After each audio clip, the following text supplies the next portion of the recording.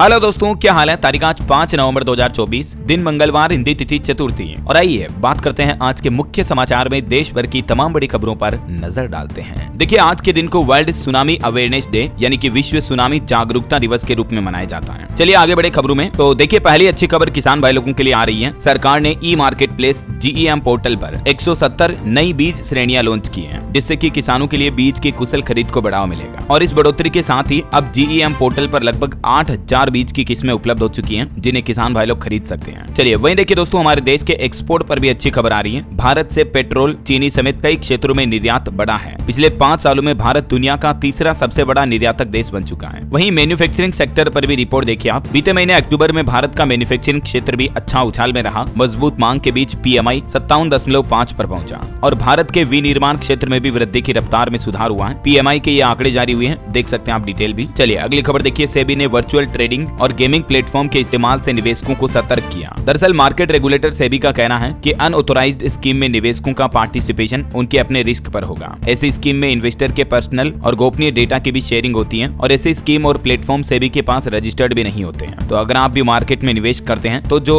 SEBI authorised broker है या जो सेबी के द्वारा रजिस्टर्ड इन्वेस्टमेंट प्लेटफॉर्म है, उन्हीं के जरिए निवेश करें, वरना आपके साथ धोखाधड़ी भी हो सकती है। मार्केट रेगुलेटर सेबी ने इस बारे में सर्कुलर जारी किया है। वैसे सेबी ने एक और फैसला लिया है। देखिए, म्यूचुअल फंड्स कंपनियां अब विदेशी फंड में भी निवेश कर पाएगी। जो हम SIP म्यूचुअल फंड वगैरह करते हैं, तो कंपनियां अपने पैसे का इन्वेस्टमेंट विदेशी निवेश में भी कर पाएगी। सेबी की तरफ से ये भी मंजूरी दे दी गई है। हालांकि इसके लिए एक शर्त होगी कि कुल निवेश का 25% से ज्यादा नहीं होना चाहिए विदेशी फंड में निवेश, ऐसा। चलिए अगला अपडेट देखिए। अब 20 नवंबर को होंगे उपचुनाव। चुनाव आयोग की तरफ से बड़ा फैसला लेते हुए कुछ राज्यों में चुनाव की तारीखों में बदलाव किया है। देखिए, केरल, पंजाब और उत्तर प्रदेश में उपचुनाव की तारीख बदली। अब 13 की बजाय 20 नवंबर को मतदान होगा। इन 3 राज्यों की 14 सीटों पर उपचुनाव की तारीखों में चुनाव आयोग की तरफ से यह बदलाव किया गया। चुनाव आयोग का कहना कि आने वाले त्योहारों की वजह से ये नया शेड्यूल जारी किया है। उपचुनाव का ये पूरा शेड्यूल भी आप देख सकते हैं। 13 और 20 नवंबर को इन राज्यों में वोटिंग होगी और रिजल्ट सभी के 23 नवंबर को आएंगे। वहीं दिल्ली मेयर चुनाव की तारीख का ऐलान भी हो चुका है। 14 नवंबर को MCD की सदन की बैठक भी बुलाई गई है और फिलहाल तय शेड्यूल के मुताबिक MCD के मेयर और डिप्टी मेयर पद के लिए 14 नवंबर को दोपहर 2 बजे चुनाव होगा। चलिए अगली बड़ी खबर आ रही महंगाई पर एक रिपोर्ट देखिए। साबुन, तेल और बिस्किट, इस तरह की रोजमर्रा की चीजें महंगी हो सकती हैं, क्योंकि मार्जिन घटने से FMCG कंपनियां परेशान हैं और ये कंपनियां इन प्रोडक्ट के दाम बढ़ा सकती हैं। कंपनियों का कहना है कि पाम ऑयल, कॉफी और कोको जैसे उत्पादों के लिए कमोडिटी की कीमतें बढ़ गई हैं और इसलिए आने वाले समय में इन कई सारे रोजमर्रा के घरेलू सामान की कीमतों में बढ़ोतरी हो सकती है। वहीं बड़ी खबर देखिए, भारत ने कनाडा में हिंदू मंदिर में हुई हिंसा पर निंदा की और अपराधियों पर मुकदमा चलाने की भी मांग की है। और PM मोदी ने भी कनाडा हिंदू मंदिर हमले पर पहली टिप्पणी की। उन्होंने कहा कि ऐसे कृत्यों से कमजोर नहीं होगा हमारा संकल्प। अभी दोस्तों, कनाडा में हिंदू मंदिरों को खालिस्तानी चरमपंथियों ने ऐसे समय में निशाना बनाया है जब दोनों देशों के बीच राजनयिक तनाव भी बढ़ा हुआ है। वहीं खबर है, आने वाले 13 नवंबर को PM नरेंद्र मोदी बिहार के दरभंगा में एम्स का शिलान्यास करेंगे। 13 नवंबर को बिहार का दौरा करेंगे और यहाँ नए एम्स के निर्माण कार्य का शिलान्यास करेंगे और इसके निर्माण के लिए 1264 करोड़ की लागत राशि भी केंद्र सरकार ने ऑलरेडी मंजूर कर दी है। तो टोटल 13 और 15 नवंबर को बिहार का दौरा होगा PM मोदी का। इस दौरान एम्स का शिलान्यास करने के साथ ही जुमई में भगवान बिरसा की 150वीं जयंती समारोह में भी शामिल होंगे प्रधानमंत्री नरेंद्र मोदी। वहीं कल PM मोदी ने झारखंड का भी दौरा किया और यहाँ चुनावी जनसभाओं में भ्रष्टाचार पर बोले प्रधानमंत्री। उन्होंने झारखंड के CM हेमंत सोरेन का जिक्र तो नहीं किया, लेकिन JMM राजद कांग्रेस को परिवारवादी कहा। झारखंड में PM मोदी ने आदिवासियों को साधने के लिए सोरेन परिवार का नाम नहीं दिया, घुसपैठ और रोटी बेटी माटी पर जोर दिया। चलिए दोस्तों, अगली एक बड़ी दुख भरी खबर देखिए। उत्तराखंड में कल एक बड़ी दुर्घटना हो गई। बस हादसा हो गया जिसमें 36 लोगों की जान चली गई, 6 से ज्यादा घायल हो गए। टोटल 42 लोग सवार थे। मोड़ पर बस अचानक अनियंत्रित होकर 150 फीट गहरी खाई में गिर गई। उत्तराखंड तो पहाड़ी इलाका, तो यहाँ बड़ी बड़ी खाइयां होती हैं सड़कों के जस्ट किनारे ही। तो उत्तराखंड के अल्मोड़ा में कल सुबह तकरीबन 8 बजे यह हादसा हुआ जिसमें 36 लोगों की जान चली गई। PM नरेंद्र मोदी ने भी इस घटना पर दुख व्यक्त किया और मृतकों के लिए मुआवजे की घोषणा भी की है। घायलों को 50,000 रुपए की अनुग्रह राशि दी जाएगी और मृतकों को प्रधानमंत्री राष्ट्रीय राहत कोष से 2 लाख रुपए की राशि देने की घोषणा की है। और एक बड़ी दुर्घटना उत्तर प्रदेश के आगरा में देखिए। एयरफोर्स का MiG-29 विमान भी क्रैश हो गया।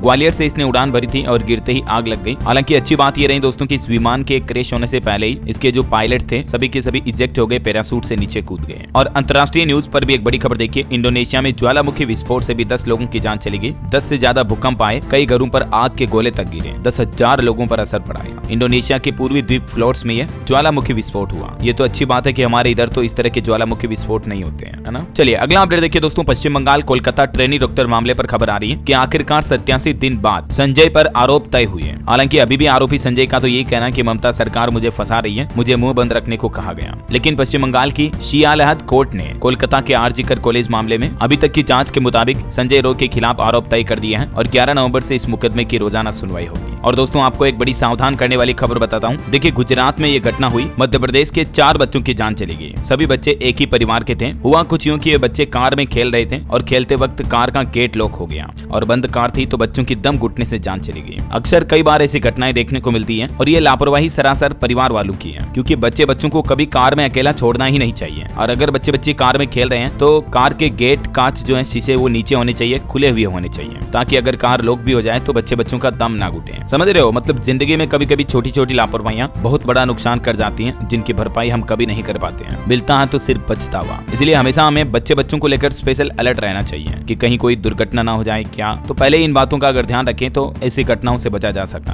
है ना। चलिए अगली खबर देखिए, पराली जलाने के मामले को लेकर सुप्रीम कोर्ट में सुनवाई हुई और सुप्रीम कोर्ट ने पंजाब और हरियाणा सरकारों को पिछले 10 दिनों का आंकड़े देने के भी आदेश दिए हैं। 14 नवंबर को दस्तावेज जमा होंगे इस मामले में। और दिल्ली में भी जो प्रदूषण काफी ज्यादा बढ़ गया दिवाली बाद, तो इस पर भी सुप्रीम कोर्ट ने दिल्ली सरकार से सवाल किया कि दिल्ली में पटाखे क्यों चले हैं, जबकि पटाखों पर तो बैन था। सरकार और पुलिस एक सप्ताह में बताए कि पटाखों पर बैन क्यों नहीं रहा। अगली दिवाली के लिए सरकार का क्या प्लान है, ये सुप्रीम कोर्ट ने कुछ सख्त सवाल किए दिल्ली सरकार से। देखते हैं अब दिल्ली सरकार इन पर क्या जवाब पेश करती है। फिलहाल देखिए अगली खबर, किसान आंदोलन पर अपडेट आ रहा है कि शंभू बॉर्डर खोलने को लेकर मीटिंग बेनतीजा रही। किसानों ने सुप्रीम कोर्ट की कमेटी के सामने 12 मांगे रखी। डल्लेवाल बोले कि भूख हड़ताल शुरू करूंगा। ये अभी भी किसान संगठनों की कुछ प्रमुख मांगे हैं। इन मांगों को पूरा करने के लिए अड़े हुए हैं किसान भाई लोग और इसलिए हरियाणा पंजाब के शंभू बॉर्डर पर तकरीबन फरवरी महीने से ही किसान भाई लोग बैठे हैं। ये बॉर्डर अभी भी बंद है। ये किसानों की मांगों की जानकारी आप थोड़ा सा वीडियो को पॉज करके देख लीजिएगा ना। चलिए अगली खबर देखिए, मध्य प्रदेश के थानों में मंदिर निर्माण पर रोक लगाई गई। हाईकोर्ट ने सरकार से सवाल पूछा, कहा कि किसके आदेश पर थानों में मंदिर बन रहे हैं। सीएस और डीजीपी को भी नोटिस जारी किया। वहीं देखिए दोस्तों एक अनोखी घटना, एमपी के शहडोल में जन्मे 2 शरीर दिल एक वाले जुड़वा बच्चे हैं। मां बोली की शादी के 6 साल बाद हुए, फिर भी ऐसी संतानें हुई। डॉक्टर ने कहा कि 1 लाख बच्चों में ऐसा एक केस आता है जब बच्चे चिपके हुए पाए जाते हैं। आपने देखा होगा सोशल मीडिया पर कई बच्चे ऐसे होते हैं। इन बच्चों के पैर 4 हैं, सिर भी 2 हैं, पेट से दोनों बच्चे जुड़े हुए हैं। जुड़वा बच्चों का जन्म हुआ लेकिन बच्चे पूरे परिपक्व नहीं हो पाए, इस तरह से इनकी बॉडी चिपक गई। एमपी के शहडोल मेडिकल कॉलेज में ये मामला सामने आया। दरअसल जब मां के गर्भ में बच्चे जुड़वा होते हैं तो यूजुअली इस तरह के 5 केस हो सकते हैं। ये एक तरह का भ्रूण में डिसऑर्डर हो जाता है, इस वजह से बच्चे पूरे अलग होकर परिपक्व नहीं हो पाते हैं, है ना। चलिए अगली खबर देखिए दोस्तों, भारतीय लोगों को लेकर एक सर्वे रिपोर्ट सामने आ रही है कि भारतीयों को नेताओं पर सबसे ज्यादा भरोसा है, जबकि दुनिया में सेना से ज्यादा रेस्टोरेंट के वेटर भरोसेमंद माने जाते हैं। ग्लोबल ट्रस्ट वर्दी इंडेक्स 2024 की तरफ से आंकड़े जारी किए गए। इन आंकड़ों के मुताबिक भारत में डॉक्टर्स, टीचर्स पर आधे से भी ज्यादा लोगों को भरोसा है, जबकि दुनिया भर के लोगों को अपनी सेना से ज्यादा होटल रेस्टोरेंट के वेटर पर भरोसा होता है। मतलब देखिए आप लोगों की साइकोलॉजी की रिपोर्ट सामने आई है। और नेताओं मंत्रियों की बात करें तो दुनिया के दूसरे देशों के मुकाबले भारतीय लोगों को इन पर सबसे ज्यादा भरोसा है। ये सर्वे के कुछ डेटा भी आप देख सकते हैं। चलिए खेल जगत से जुड़ी अगली खबर देखिए, भारतीय विकेट कीपर रिद्धिमान साहा ने संन्यास का ऐलान किया। बोले कि ये रणजी सीजन मेरा आखिरी सीजन होगा। भारत के लिए इन्होंने 40 टेस्ट मैच खेले हैं। वहीं खबर है कि ऑस्ट्रेलिया ने पाकिस्तान को भी 2 विकेट से हराया, वनडे सीरीज में 1-0 की बढ़त बनाई। चलिए अगला अपडेट देखिए दोस्तों, जम्मू कश्मीर विधानसभा के पहले ही सत्र में हंगामा हुआ। पीडीपी विधायक ने 370 हटाने के खिलाफ प्रस्ताव पेश किया और भाजपा विधायकों ने इसका विरोध भी किया। और खबर है कि सरकार ने आरबीआई के डिप्टी गवर्नर पद के लिए भी आवेदन आमंत्रित किए। माइकल देवव्रत पात्रा की जगह अब नई नियुक्ति होगी रिजर्व बैंक के डिप्टी गवर्नर के लिए, क्योंकि उनका कार्यकाल 14 जनवरी 2025 को समाप्त हो रहा है। और खबर है अंतर्राष्ट्रीय सोलर अलायंस की शुरुआत हुई। फ्रांस को 2 सालों के लिए मिलेगी इसकी अध्यक्षता की जिम्मेदारी। अंतर्राष्ट्रीय सोलर अलायंस के वर्तमान अध्यक्ष केंद्रीय मंत्री प्रहलाद जोशी ने कहा कि भारत सौर ऊर्जा को आगे बढ़ाने में लगातार लगा हुआ है। प्रधानमंत्री नरेंद्र मोदी ने भी नीतिगत निर्णय लेकर देश के तमाम क्षेत्रों में सौर ऊर्जा को बढ़ावा देने का काम किया है। और अभी फिलहाल इस बैठक में फ्रांस से अंतर्राष्ट्रीय सोलर अलायंस का नया अध्यक्ष चुना गया है। करंट अफेयर्स के हिसाब से इंपोर्टेंट है, ध्यान रखिएगा ना। चलिए अगला अपडेट है दोस्तों, आने वाले छठ पूजा त्योहार में शामिल होंगे 15 करोड़ से भी ज्यादा लोग। 96 घंटे में होगा 12,000 करोड़ रुपए रुपए का कारोबार। केट की तरफ से यह अनुमान लगाया गया है इस वर्ष छठ पूजा छठ महापर्व पर भी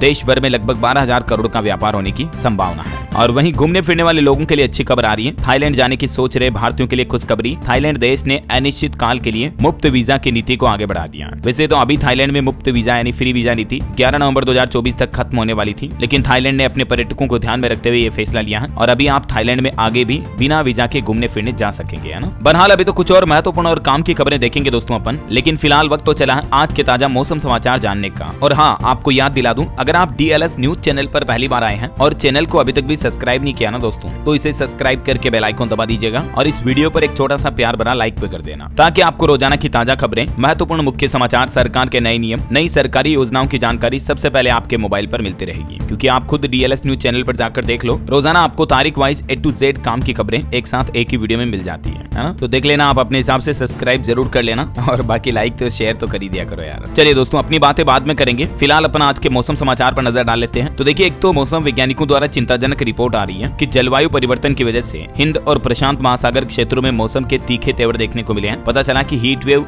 ज्यादा बारिश होने का कारण है। इस साल आपको पता होगा वर्षा ऋतु में भी अच्छी खासी बारिश हुई, कई जगहों पर बाढ़ भी आई। तो इन सब के पीछे हीट वेव, जलवायु परिवर्तन मुख्य कारण है। कुछ राज्यों के हालात देखिए आप। झारखंड में ठंड ने दी दस्तक, कोहरा छाना भी शुरू हो चुका है। प्रदेश में 9 नवंबर तक छाए रहेंगे बादल भी। उत्तराखंड में भी चमोली, बागेश्वर और पिथौरागढ़ में हल्की बारिश के आसार हैं। 10 जिलों में अगले 5 दिन मौसम शुष्क रहेगा और भी अगले 24 घंटों के दौरान मौसम की संभावित गतिविधियां क्या रह सकती हैं, तो कुछ इन राज्यों में हल्की फुल्की मध्यम बारिश हो सकती है। ओके, और सराफा बाजार पर नजर डालें तो देखिए आप, सोना 1300 रुपए गिरकर 81,100 रुपए प्रति 10 ग्राम पर बंद हुआ। चांदी में भी 4600 रुपए की तगड़ी गिरावट देखी गई और अभी चांदी का रेट 94,900 रुपए प्रति किलो पर पहुंच गया है। वैसे रिपोर्ट्स के मुताबिक सोने के मुकाबले भी चांदी में बेहतर प्रदर्शन देखने को मिला। निवेशकों के हिसाब से देखा जाए तो पिछले साल के मुताबिक अभी चांदी 40% से भी ज्यादा रिटर्न दे रही है इन्वेस्टमेंट के हिसाब से, है ना। और चलिए मार्केट के कुछ अपडेट भी देख लेते हैं फटाफट से। शेयर बाजार में तो आजकल हाहाकार सा मचा हुआ है। 1400 अंकों की गिरावट ने निवेशकों की उम्मीदों को बड़ा झटका दिया। कल भी मार्केट में काफी ज्यादा गिरावट देखी गई। सेंसेक्स 1000 अंक लूट का, निफ्टी भी गिरा। भारत के टॉप 30 कंपनियों में से 25 में शेयरों में गिरावट देखी गई। कुछ कंपनियों के नतीजे भी जारी हुए हैं। IRCTC के Q2 के रिजल्ट देखिए। सितंबर तिमाही में नेट प्रॉफिट और रेवेन्यू में बढ़ोतरी हुई है। IRCTC का मुनाफा दूसरी तिमाही में लगभग 4.5% बढ़ा। 300 करोड़ से ज्यादा की कमाई हुई कंपनी को रेवेन्यू भी 7% बढ़ा। तो इसके स्टॉक पर जरूर आप नजर रखें।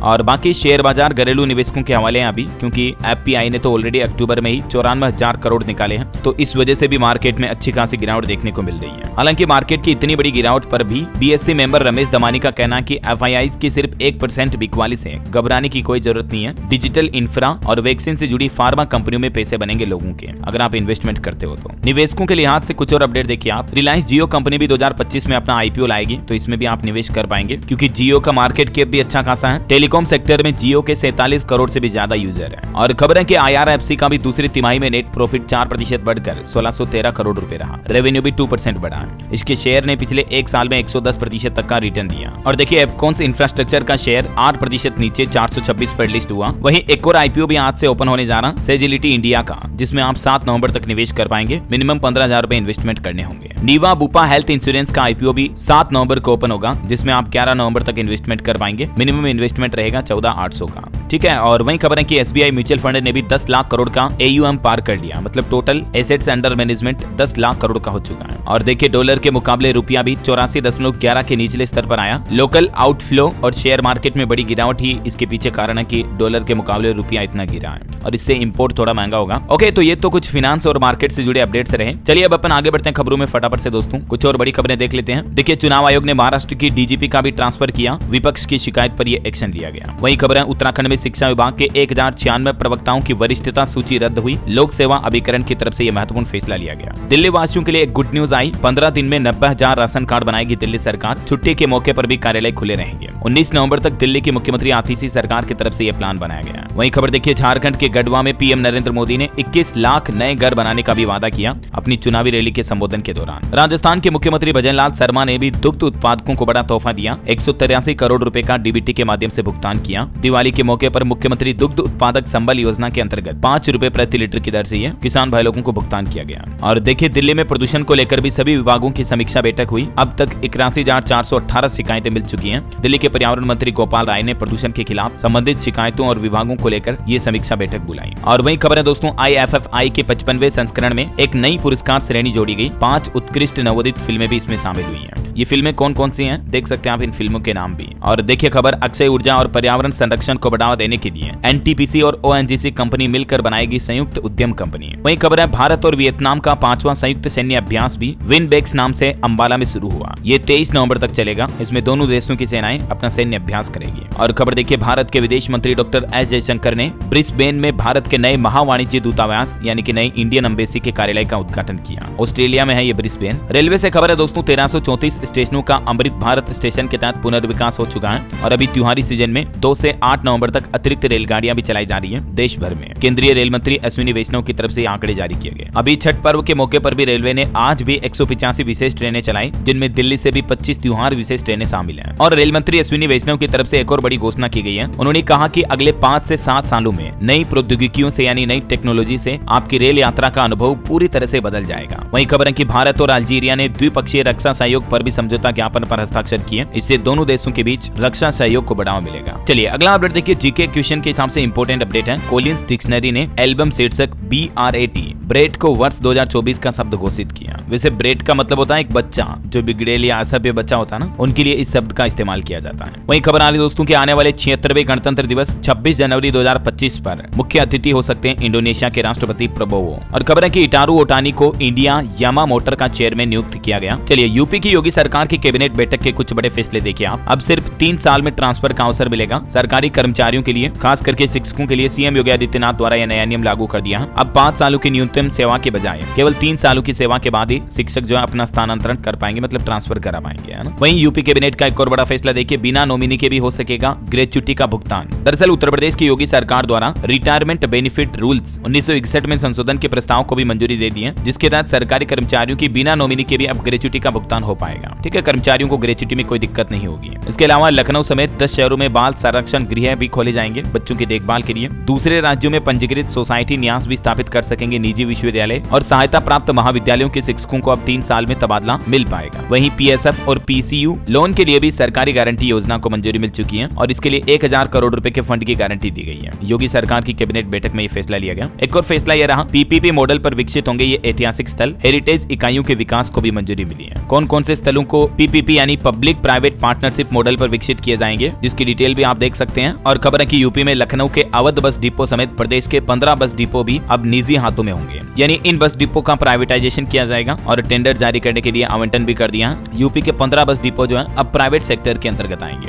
कौन कौन से डिपो का प्राइवेट किया गया देख सकते हैं आप जानकारी भी। इसके अलावा दोस्तों यूपी में विदेशी निवेश को बढ़ाने के लिए योगी सरकार ने एक नई पहल की है। FDI पॉलिसी में भी एक संशोधन किया है, जिससे कि क्या कि बाहर की ज्यादा से ज्यादा कंपनियां जो है उत्तर प्रदेश में अब इन्वेस्टमेंट कर पाएंगी, अपने प्लांट वगैरह मैन्युफैक्चरिंग यूनिट खोल पाएगी, है ना। तो ये तो कुछ बड़े प्रमुख फैसले रहे और भी यूपी कैबिनेट में कुल 27 प्रस्तावों को मंजूरी मिली है। ठीक है, डिटेल जानकारी मैं आपको DLS न्यूज चैनल पर अलग से बता दूंगा। फिलहाल अपन आगे बढ़ते हैं दोस्तों खबरों में। तो देखिए आप, टेक ईगल कंपनी ने 8 राज्यों में हेल्थ केयर इंस्टीट्यूशंस के साथ पार्टनरशिप की है। दवा टीके की डिलीवरी के लिए ड्रोन हब भी लॉन्च किया गया है। वहीं 2000 रुपए के नोटों पर RBI द्वारा आंकड़ा जारी किया गया। 98% नोट बैंकों के पास वापस आ चुके हैं। 6970 करोड़ रुपए के नोट अभी भी लोगों की जेब में है। वहीं देखिए ई कॉमर्स कंपनियों ने त्योहारी सीजन में अच्छी खासी कमाई की। रिपोर्ट आ रही है कि अमेजोन की सेल में इस बार 140 करोड़ ग्राहक आए। पुराने सारे रिकॉर्ड टूट गए और इनमें भी 85% लोग मेट्रो शहरों से बाहर के हैं। मतलब देखा जाए दोस्तों तो छोटे शहर और गाँव के लोग भी आजकल ऑनलाइन शॉपिंग करने लगे हैं। फेस्टिव सीजन में ई कॉमर्स कंपनियों ने 1 लाख करोड़ से भी ज्यादा की कमाई की। अभी जो दिवाली धनतेरस के मौके पर अमेजोन फ्लिपकार्ट की सेल वगैरह जो आई थी ना, इसमें अच्छी खासी कमाई हुई है। वहीं रेल यात्रियों के लिए एक बड़ा अपडेट देखिए, टिकट बुकिंग से लेकर ट्रेन के स्टेटस चेक करने और खाने तक सब कुछ अब आप रेलवे के एक ही मोबाइल ऐप से कर पाएंगे। भारतीय रेलवे की तरफ से एक सुपर ऐप लॉन्च किया जाएगा। ये सुपर ऐप दिसंबर 2024 के अंत तक लॉन्च किया जाएगा, यानी 2025 से ही आप इसका फायदा पूरा ले पाएंगे। इस ऐप के जरिए ट्रेन टिकट की बुकिंग करना हो या प्लेटफॉर्म पर ट्रेन की जानकारी प्राप्त करनी हो या रेलवे में खाने का मेन्यू देखना हो, सब कुछ आपको ऑल इन वन ऐप पर मिल जाएगा। रेलवे इस तरह का सुपर ऐप ला रहा है जिनमें आप ट्रेनों को ट्रैकिंग भी कर पाएंगे और रेलवे से जुड़ी कोई शिकायत भी है दोस्तों तो भी आप उसी ऐप के माध्यम से कर पाएंगे, है ना। वहीं देखिए अगला अपडेट, ICC ने अगले 5 सालों के लिए एक बड़ा ऐलान किया। 2027 में पहली बार खेला जाएगा ये टूर्नामेंट भी। ICC यानी कि इंटरनेशनल क्रिकेट काउंसिल की तरफ से घोषणा की गई है कि साल 2025 में ICC महिला क्रिकेट वर्ल्ड कप की शुरुआत भी होगी। उसके बाद 2026 में भी ICC महिला T20 वर्ल्ड कप खेला जाएगा। वहीं खबर है कर्नाटक में वक्फ संपत्ति अयोध्या विवाद मामले में भाजपा ने पूरे राज्य में प्रदर्शन किया, कहा कि कांग्रेस कर रही है भूमि जिहाद। चलिए कुछ स्टेट न्यूज अपडेट देखते हैं दोस्तों फटाफट से। देखिए राजस्थान में 48,593 चतुर्थ श्रेणी कर्मचारी और 3,170 ड्राइवरों की भर्ती की जाएगी। दिसंबर महीने में तीसरे मुख्यमंत्री रोजगार उत्सव का आयोजन होगा। हजारों युवाओं को नियुक्ति पत्र भी मिलेंगे। राजस्थान के मुख्यमंत्री भजनलाल शर्मा की तरफ से आयोजित बैठक में ये कुछ प्लान बनाया गया है। और वही खबर है दोस्तों, राजस्थान में शिक्षक संगठनों ने भी विरोध प्रदर्शन किया। साल 2022 की भर्ती में नियुक्त कार्मिकों के स्थायीकरण यानी उनके नियमितीकरण की मांग उठाई। राजस्थान के युवाओं के लिए भी अच्छी खबर है। अम्बेडकर डीबीटी वाउचर योजना में हर महीने 2-2 हजार रुपए मिलेंगे और इस योजना से फॉर्म भरने के लिए लास्ट डेट है 30 नवंबर, तब तक आप जुड़ सकते हैं। छात्रों के लिए अल्पसंख्यक विभाग की तरफ से ये नई पहल की गई है। इस योजना का पोर्टल कौन सा है देख सकते हैं आप, इसके बारे में जानकारी भी ज्यादा डिटेल आपको इस पोर्टल पर देखने को मिल जाएगी, ठीक है ना। चलिए अगला अपडेट देखिए। मध्य प्रदेश के छतरपुर में बागेश्वर धाम के पंडित धीरेन्द्र कृष्ण शास्त्री बोले कि महाकुंभ 2025 में गैर हिंदुओं की एंट्री बैन की जाए। उन्होंने कहा कि ये लोग एंटी सनातनी है, हिंदुओं को ही दुकान अलॉटमेंट पर संतों की मांग का समर्थन भी किया इन्होंने। और खबर देखिए दोस्तों, अभी आने वाले छठ महापर्व के चलते हवाई कंपनियों ने अपने टिकट किराए में भी बढ़ोतरी कर दी है। 6,000 की फ्लाइट टिकट अभी 18 से 20,000 रुपए में मिल रही है। छत्तीसगढ़ से पुणे, हैदराबाद, बंगलुरु, चेन्नई जाना सबसे महंगा हो रहा है क्योंकि ट्रेनों में भी लोगों को कंफर्म सीट नहीं मिल पा रही है। और एक अच्छी खबर देखिए, छत्तीसगढ़ में धमतरी जगदलपुर मार्ग 4 लेन बनाया जाएगा। 12,000 करोड़ में बिछेगा सड़कों का नया जाल, कनेक्टिविटी और मजबूत होगी इससे। वहीं देखिए उत्तर प्रदेश से लेकर दिल्ली तक वकीलों की हड़ताल देखने को मिली। यूपी इलाहाबाद हाईकोर्ट के बाहर भी वकीलों ने पुतला फूंका। गाजियाबाद के जिला जज को बर्खास्त करने की भी मांग की। वकीलों पर हुए लाठीचार्ज का जो मामला था 29 अक्टूबर को, वो मामला अब तुल पकड़ता जा रहा है और ये वजह की वकीलों ने हड़ताल की। और खबर देखिए आप, यूपी लखनऊ में अहाना ग्रीन्स के फ्लैटों के दाम बढ़ेंगे, 10 से 15% तक बढ़ सकते हैं रेट। और खबर है यूपी अयोध्या में भी गन्ना पेराई सत्र 16 नवंबर से शुरू होगा। केएम शुगर मिल मसौदा में 17 और अकबरपुर चीनी मिल में 18 नवंबर से गन्ना की पेराई शुरू होगी। और बड़ी खबर आ रही, बिहार में भी देखिए 24,000 शिक्षकों की नौकरी खतरे में है क्योंकि 4,000 तो फर्जी मिले, मतलब जिनके डॉक्यूमेंट सही नहीं पाए गए, और 80% को सीटेट में 60% से भी कम नंबर आए हैं। 20% के सर्टिफिकेट भी फेक हैं। तो ये जो काफी शिक्षकों की भर्ती हुई, इनमें लगभग सभी के डॉक्यूमेंट वेरिफिकेशन के दौरान ये गड़बड़ियां सामने आई है। हो सकता है अब इन शिक्षकों की नौकरी वापस छीनी जा सकती है। वहीं खबर देखिए, बिहार पटना में 100 घाट, 45 पार्क और 63 तालाबों में होगा छठ महापर्व। तैयारियां भी शुरू हो चुकी है इसकी। 7 और 8 नवंबर को जेपी सेतु भी बंद रहेगा। ये देख सकते हैं आप तैयारियों की कुछ तस्वीरें भी। छठ महापर्व के चलते बिहार के कई शहरों में 5 से 8 नवंबर तक भारी वाहन भी नहीं चलेंगे। चलिए अगला अपडेट देखिए, हरियाणा सरकार का नया प्लान, हर सड़क मिनिमम 18 फीट चौड़ी होगी। पीडब्ल्यूडी मंत्री ने अधिकारियों को पहला टास्क दिया और कहा कि 2 साल का समय है, कोताही बर्दाश्त नहीं करूंगा, सड़कों का चौड़ीकरण किया जाएगा। वहीं बड़ी खबर देखिए, पंजाब में आम आदमी पार्टी और बीजेपी उम्मीदवारों के घरों के बाहर धरना दिया गया। 26 टोल फ्री कराए गए। डिम्पी ढिल्लों के घर आज से शुरू होगा प्रदर्शन। पंजाब में धान की लिफ्टिंग और डीएपी की कमी के मुद्दे पर किसान भाई लोगों ने यह फिर से विरोध प्रदर्शन किया। हरियाणा में भी प्रदूषण पर रिपोर्ट आ रही है कि 20 शहरों का AQI अभी भी 300 के पार है। पंजाब में 9 अधिकारियों पर कार्रवाई भी की गई। वहीं खबर है, चंडीगढ़ में बनेगा इंटरनेशनल जिम्नेजियम हॉल, खेल विभाग से मंजूरी मिली, यहाँ अंतर्राष्ट्रीय टूर्नामेंट भी हो सकेंगे। रेल विकास पर और एक बड़ा अपडेट देखिए दोस्तों, 3 घंटे में मुंबई से गुजरात अहमदाबाद का सफर कर पाएंगे आप। बुलेट ट्रेन परियोजना का काम तेजी से जारी है। 12 पुलों का तो निर्माण भी पूरा हो चुका है।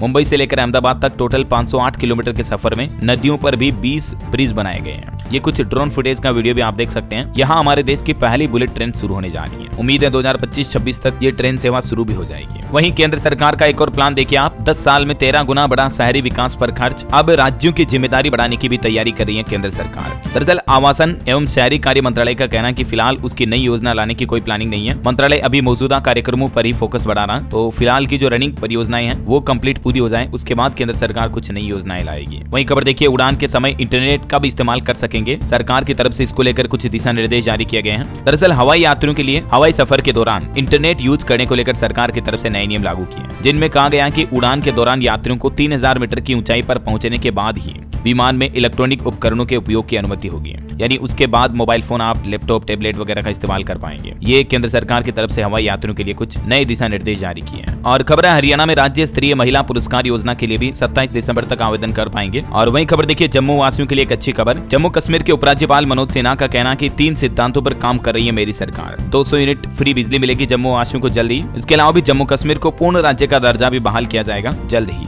चलिए कुछ एजुकेशनल खबरें देखते हैं। देखिए, बैंक ऑफ बड़ौदा में 592 पदों पर भर्ती निकली हुई है। 17 नवंबर लास्ट डेट है, तब तक आप अप्लाई कर सकते हैं। वहीं केट परीक्षा के लिए भी आज प्रवेश पत्र यानी कि एडमिट कार्ड जारी कर दिए जाएंगे। 24 नवंबर को एग्जाम होगा। हरियाणा में भी 10 नवंबर से CET एग्जाम के लिए आवेदन शुरू होंगे और दिसंबर में एग्जाम होने की संभावना है। और मोबाइल फोन लॉन्चिंग पर खबर है, Realme GT7 Pro 26 नवंबर को लॉन्च होगा। इसमें आपको 12 GB रैम, 6500 mAh बैटरी मिलने की उम्मीद है। अनुमानित कीमत 20,000 रुपए तक हो सकती है। और अंतर्राष्ट्रीय न्यूज पर एक बड़ी खबर देखिए, अमेरिका के रिटायर्ड आर्मी ऑफिसर ने डोनाल्ड ट्रंप के खिलाफ बयान देते हुए कहा कि डोनाल्ड अगर राष्ट्रपति बने तो देश की सुरक्षा और संविधान को खतरा हो सकता है, वे हिटलर के समर्थक हैं। और चलिए दोस्तों, अंत में आज के राशिफल पर नजर डालते हैं। देखिए, सिंह राशि के लोग अपनी कार्य क्षमता के अनुसार काम करें। कन्या राशि के लोगों को परिवार की मदद मिल सकती है। कर्क राशि वालों की एक्स्ट्रा इनकम के सोर्स बनेंगे। तुला, धनु और मकर राशि वालों के लिए भी आज का दिन काफी अच्छा रहेगा। और भी कुछ अलग अलग राशियों का राशिफल आप देख सकते हैं स्क्रीन पर। और हाँ दोस्तों, आप मुझे कमेंट करके बताइए कि भारत की पहली बुलेट ट्रेन परियोजना किस राज्य में बनाई जा रही है। कमेंट करके लिखना आपको उस राज्य का नाम। सही जवाब देने वाले लोगों को रैंडमली सेलेक्ट होने पर DLS न्यूज टीम की तरफ से एक शानदार सरप्राइज गिफ्ट जीतने का मौका मिलेगा। और इसी के साथ ही अगर आपको वीडियो अच्छा लगा तो इसे लाइक करना, शेयर भी करना। DLS न्यूज चैनल को सब्सक्राइब करके बेल आइकन जरूर दबा देना, रोजाना ऐसी इंफॉर्मेटिव काम की महत्वपूर्ण खबरें देखते रहने के लिए। ख्याल रखिएगा अपने आप का, अपने परिवार का। मिलेंगे अगले नेक्स्ट अपडेट में, तब तक के लिए जय हिंद, जय भारत, वंदे मातरम।